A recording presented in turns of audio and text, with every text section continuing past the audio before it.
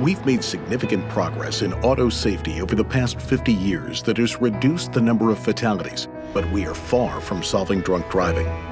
Each year in the United States, we lose approximately 10,000 lives to drunk driving.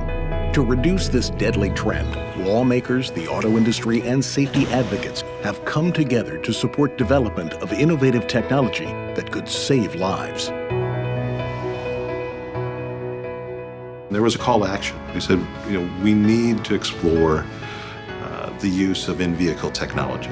The DADS research program is a public-private partnership between the National Highway Traffic Safety Administration and the Automotive Coalition for Traffic Safety, which represents the leading automakers in the United States. We're researching an alcohol detection system that will measure a driver's alcohol concentration in less than a second.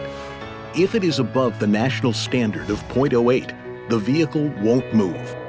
For drivers under 21, for whom any amount of blood alcohol is illegal, parents can program the system for a zero-tolerance policy. When you look at the 10,000 fatalities attributed to drunk driving, which is where we are about today, the DADS program has a tremendous opportunity to reduce that number by thousands. In order to do this, we're developing two technologies, a breath-based system and a touch-based system. The breath-based technology pulls the driver's naturally exhaled breath into a sensor located in the door or in the steering column. A beam of infrared light is then directed at the molecules in the breath. If the proportion of alcohol to carbon dioxide molecules is above a certain range, it indicates an illegal alcohol level. The touch-based technology reads blood alcohol below the skin surface. Touch sensors in the car's ignition button or in the gear shift shine a beam of light onto a finger. This touch-based system uses near-infrared tissue spectroscopy to detect the level of alcohol in the blood. What we're doing with the DADS program is something that's never been done before, where we're literally creating technology that didn't exist before. The tools to measure that technology didn't exist before.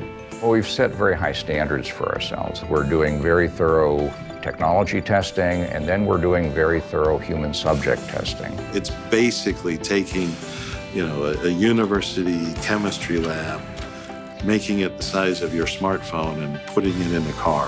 When the research is completed, this technology could be revolutionary in the fight against drunk driving. That is why there's such a broad coalition supporting it.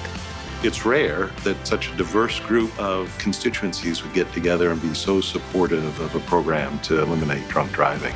Mothers Against Drunk Driving has been the greatest supporter of the DADS program. We have been with them from the beginning, and we will continue to be with them until this technology is deployed, because we know it will save lives. We believe in the DADS program because the mission of DADS, the elimination of alcohol-impaired fatalities on our highways, aligns perfectly with our own. As someone who works for an international foundation, I can tell you that the benefits of DADS will extend beyond the US to all around the world.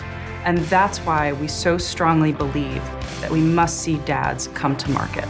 While there are several challenges to meet before we get to the finish line, we are excited about the road ahead. Over the course of the next year, the DADS program will move out of the laboratory and onto the road. We'll take the vehicles and distribute them throughout the United States in different environmental conditions, altitude, temperature, and allow drivers not only to test them out, but we'll also get the opportunity to see how individuals that haven't been involved with the program will respond to these sensors and how they'll interact with them. To get the last little bit of precision and accuracy, that's where a lot of the effort ends up being expended on. We've developed prototypes, and today the reality is not if it's going to happen, but when it's going to happen.